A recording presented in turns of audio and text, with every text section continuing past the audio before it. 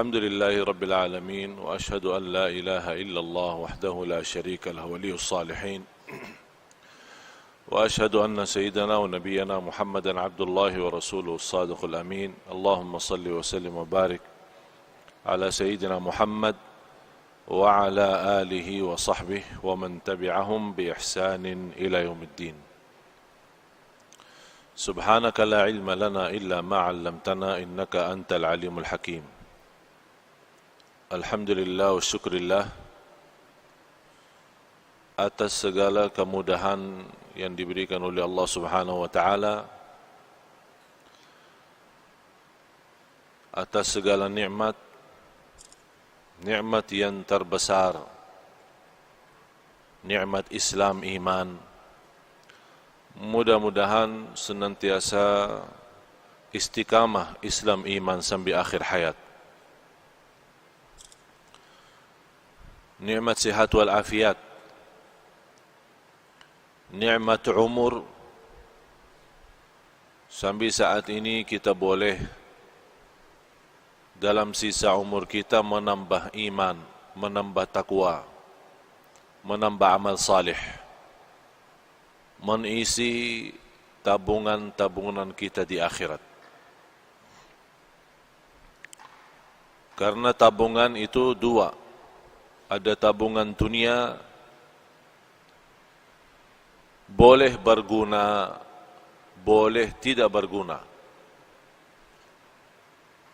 Tabungan dunia, kalau kita isi, tabungan kita di bank, tabungan kita di rumah, untuk punya keperluan dalam kehidupan kita sehari-hari, boleh jadi kita meninggal dunia belum kita manfaatkan. Tapi kalau tabungan akhirat mengisi amal salih, mengisi ikhlas, mengisi puasa, mengisi salat malam, mengisi salat sunnah-sunnah, duha, sunnah wudu, tahiyatul masjid, banyak amal-amal salih lainnya, kita boleh dapat tengok nanti di hari kiamat apa isi tabungan kita di akhirat. Kita sebagai umat Islam semestinya perhatian kita bukan tabungan dunia, tapi perhatian kita kepada tabungan akhirat. Karena tabungan akhirat itu yang kita ketemu, itu yang kita dapat, itu yang kita rasakan. Sebagaimana seorang murid ditanya oleh gurunya, kamu sudah belajar sekian tahun bersama saya, apa yang kamu dapat belajaran? Kata seorang murid, saya dapat belajaran seluruh manusia punya kawan, punya sahabat. Tapi begitu meninggal dunia,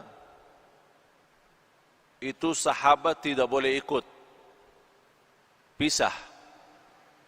Mana ada sahabat kita yang rela, ikhlas, mau masuk jadi sahabat kita di dalam kubur?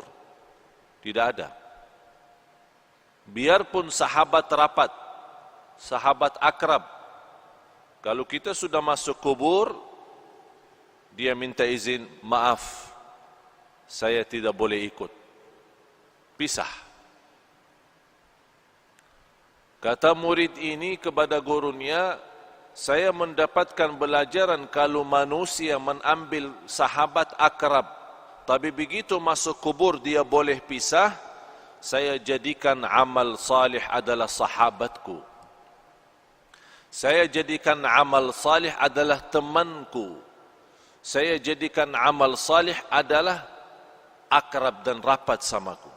Karena saya yakin begitu saya meninggal dunia, masuk kubur, satu-satunya yang boleh temani saya, yang boleh sahabat sama saya, yang boleh ikut sama saya adalah amal salih. Dan sudah Rasulullah sallallahu alaihi wasallam menjelaskan di hadis yang sahih, yatba'ul mayyit thalath, diikuti orang meninggal dunia 3. Ahluhu wa maluhu wa amaluh, keluarganya, yang kedua harta, yang ketiga amal.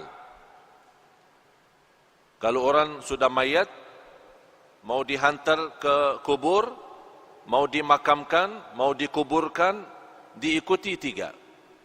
Temanin, ikut 3. Keluarga, harta, dan amal saleh. Begitu mereka sudah dikuburkan, sudah ditanamkan, kata Rasulullah, pulang 2. Diam 1. Pulang balik, keluarga sama harta. Tapi yang diam di situ dan ikut masuk adalah amal. Amal salih maupun amal tidak salih. Faman ya'mal mithqala dzarratin khairan yarah, wa man ya'mal mithqala dzarratin syarran yarah. Oleh karena itu seorang mukmin yang mencintai Allah dan Rasulnya, dia boleh tahu amal salih sangat diperlukan nanti. Oleh karena itu, yang semestinya perhatian kita sepenuhnya bukan kepada keluarga, bukan kepada harta dunia kita, tapi perhatian kita kepada amal kita. Karena ini yang menjaga kita nanti. Boleh dalam amal salih itu, kita sudah di dunia kubur, boleh jadi sinar. Allah bagi cahaya. Cahaya dari mana? Salat, wudu, sedekah, puasa, silaturrahim, akhlak mulia, amanat, jujur, lemah lembut, kasih sayang, cinta. Semua kebaikan dia usahakan dan dia amalkan. Di situ Allah terangkan kubur yang namanya kubur sempit, gelap, dan kita sudah nampak macam mana kubur, dan tidak ada di dunia orang masuk kubur sudah dibagi lampu di dalam. Tidak ada. Apakah anda sudah nampak masuk dalam satu kubur, buka, ada semua, ada tempat tidur, ada lemari es, ya, untuk minum-minum nanti ada enggak? Tidak ada kan? Tidak ada sama sekali. Selimut, bantal, boleh masuk sana? Tidak ada. Semuanya tidak ada. Biarpun raja, biarpun sultan, biarpun menteri, biarpun orang kaya, biarpun apapun jabatan, biar miskin, boleh di dunia beda rumah. Orang kaya punya istana, punya rumah bagus. Orang miskin punya rumah sederhana. Tapi kalau dalam kubur sama, tidak beza. Tapi yang boleh jadi beza kalau di kubur, bukan soal kaya miskin, bukan soal orang mulia, soal orang biasa. Tapi yang menjadi beza dalam kubur adalah amal salih. Disitulah dalam amal salih Allah terangkan kubur yang sempit, yang gelap, tidak ada udara, tidak ada angin, tidak ada oksigen, tapi boleh orang yang masuk di sana karena dia banyak istighfar, banyak jaga salat, banyak salat malam. Allah luaskan dia punya kubur. Sebagaimana kata Rasulullah, Allah jadikan kubur itu raudhah min riyadil jannah, taman dari taman surga. Dan boleh juga kubur itu menjadi lubang dari lubang neraka. Apakah kita sudah bersedia masuk rumah baru itu sesuatu yang mesti? Tidak boleh seorang tidak masuk sana. Semua mesti masuk. Semua mesti masuk. Apa itu orangnya, dari mana orangnya, Muslim, non-Muslim, apapun agamanya, apapun budayanya, Arab, non-Arab, semua masuk kubur itu. Semua masuk. Nampaknya kubur itu sama, tapi sungguh di dalamnya sangat beza.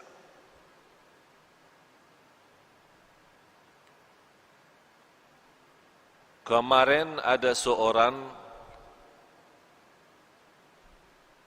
meninggal dunia, seorang ibu.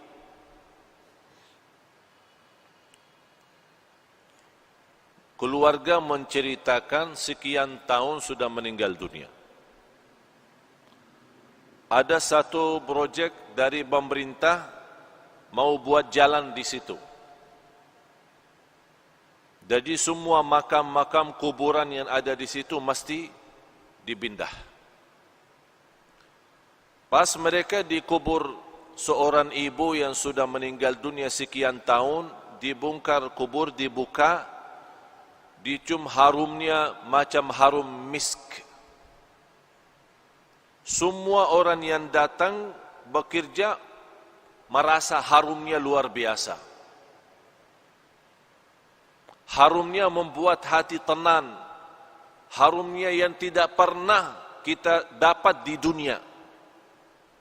Itu keluar dari dia punya kubur. Akhirnya ditanya dia punya keluarga, apa amalan seorang ibu ini sambil boleh dapat kubur macam itu harumnya? Mereka menjawab, ibu kami tidak pernah tidur malam hari sampai membaca surat Al-Mulk, Tabarakalladzi biyadihil mulk. Setiap malam Allah bukan hanya terangkan kuburannya, tapi Allah harumkan. Harum luar biasa.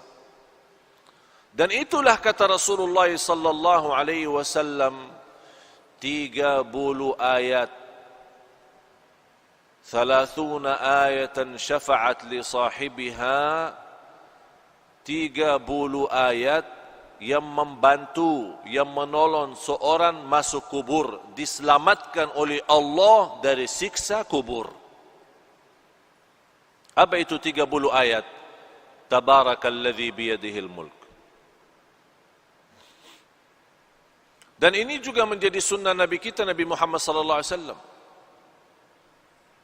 Sekarang tuan-tuan jamaah sekalian cuba bertanya diri, berapa kali kita baca surat Al-Mulk?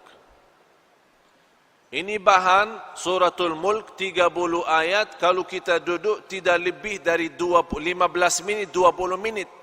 Tapi 15 minit mahal. 15 minit jamin kita selamat dari siksa kubur.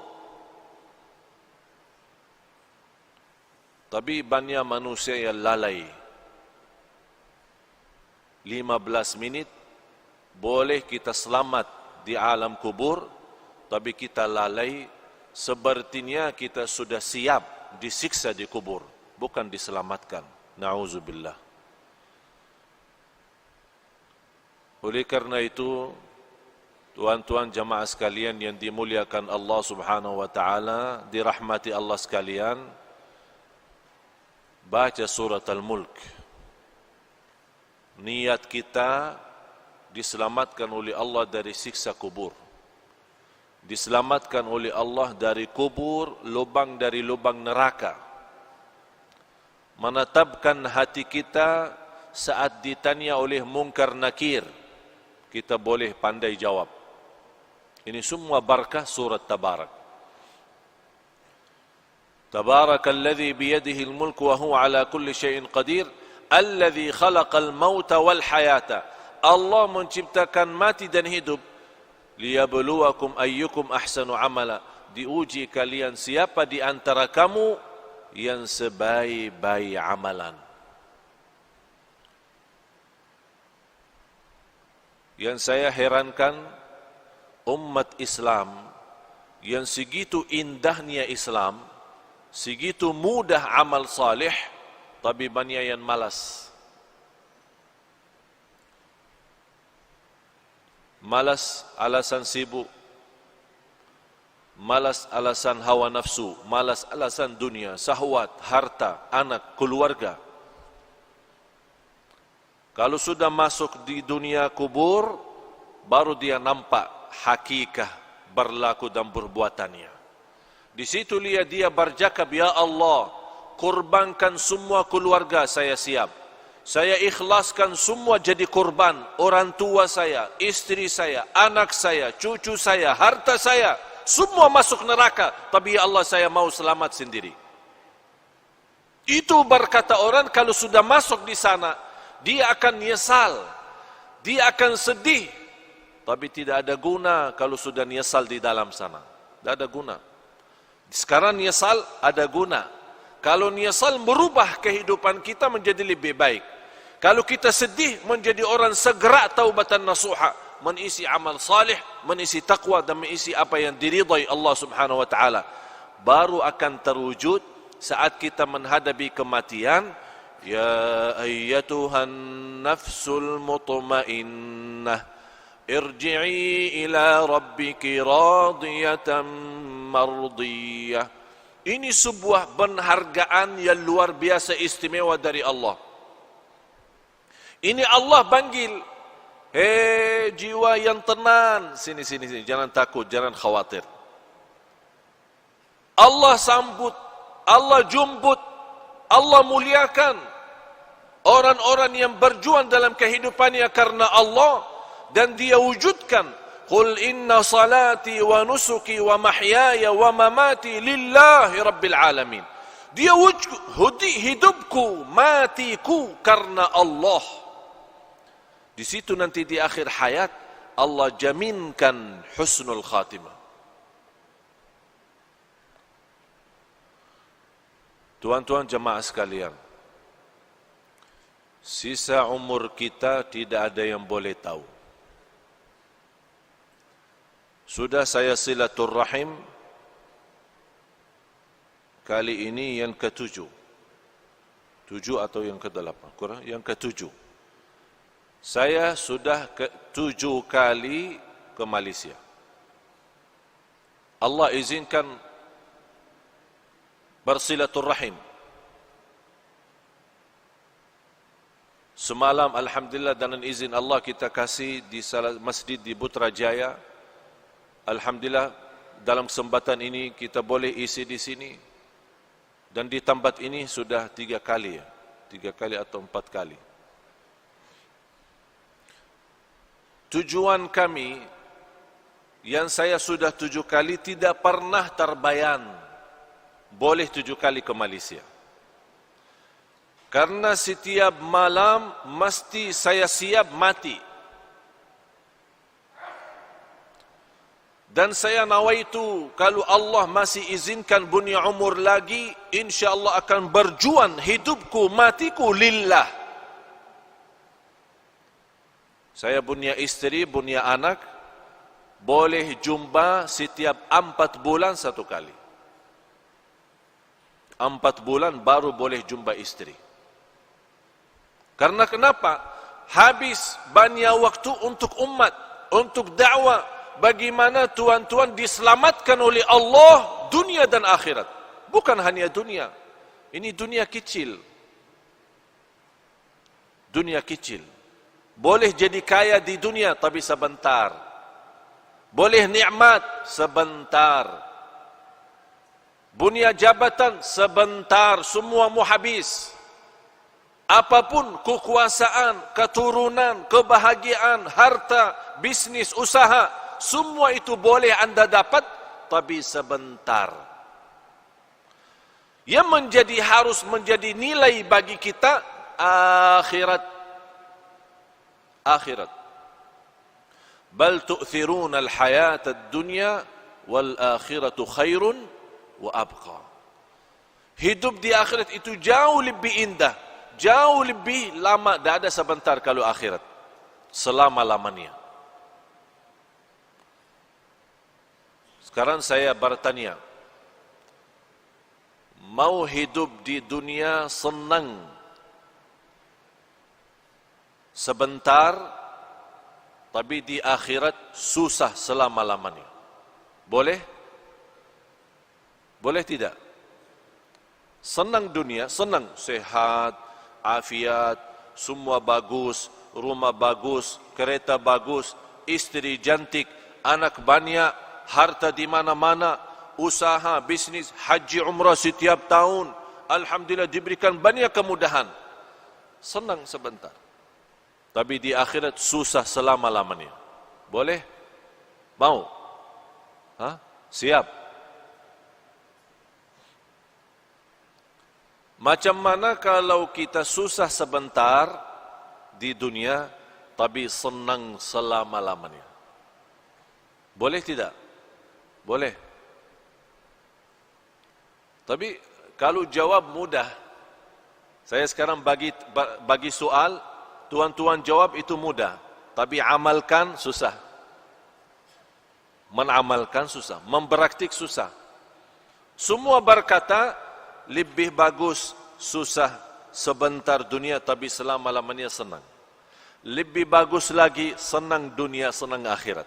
Itu manusia. Manusia suka macam itu. Dibanding walaupun kita susah 60 tahun, dibanding di akhirat, jauh lebih banyak akhirat. 60 tahun sama akhirat belum satu hari. Satu hari di akhirat, 1000 tahun di dunia. Satu hari akhirat, 1000 tahun di dunia. Bayangkan, tidak ada batas, selama-lamanya. Berarti 60 tahun tidak ada arti. Tapi sekarang banyak orang jadikan 60 tahun itu berharga. Dia boleh berbohong, dia boleh menipu, dia boleh dusta, dia boleh bermacam-macam dosa maksiat demi 60 tahun. Dia lupa selama-lamanya. Kalau kita berakal, yang semestinya jadi korban 60 tahun. Kalau ada tawaran, mau 1.000 atau 60, milih mana? Hah? Anda tuan-tuan milih mana? Kalau saya tawarkan 60 ringgit, 1.000 ringgit, milih mana? Tak ada orang kata sedikit ikhlas lebih baik daripada banyak ikhlas. Saya mau yang banyak ini, biarpun tidak ikhlas tidak apa, tapi 1.000 saya dapat. Itu sifat manusia. Suka mengambil yang banyak, suka mengambil yang tinggi. Tapi semestinya yang tinggi ini bukan di dunia, ini semua di akhirat. Kalau di dunia ini apapun nikmat, apapun kita dapat, semuanya kecil, tidak ada arti untuk akhirat. Oleh karena itu pandai seorang, cerdas seorang, mulia seorang, yang dia selalu mengutamakan akhiratnya. Bukan berarti tuan-tuan salah faham, tidak boleh urus dunia. Urus dunia silahkan. Urus dunia. Tapi yang saya maksud, jangan sampai dunia melalaikan dari akhirat. Yang semestinya dunia menjadi jabatan untuk akhirat. Menjadi jembatan naik ke akhirat. Membawa kita dapat ridha Allah. Tapi bukan dunia membawa kita masuk neraka. Ya ayyuhalladzina amanu qu anfusakum wa ahlikum nara. Hei orang beriman, jagalah dirimu dan keluargamu dari siksa neraka Jahannam. Itu yang mesti kita jaga.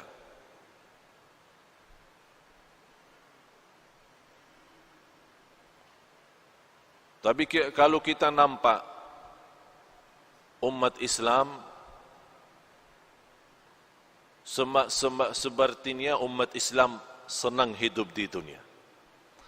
Malah ada yang belum mau mati.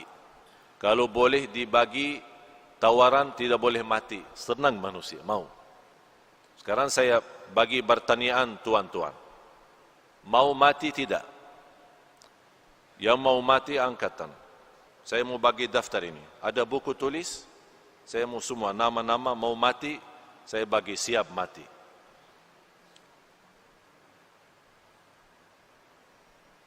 Kenapa kita takut mati? Karena semua kita tahu diri, masih banyak kurang. Belum sempurna ikhlas, belum sempurna iman, masih banyak kekurangan amal salih, masih banyak dosa maksiat, ya takut mati. Sebabnya takut mati, hubbud dunya wa karahiyatul maut. Karena cinta dunia. Sekarang kita merasa baru kita siap rumah bagus, besok meninggal dunia. Berat, susah. Macam mana? Ini belum saya tempati.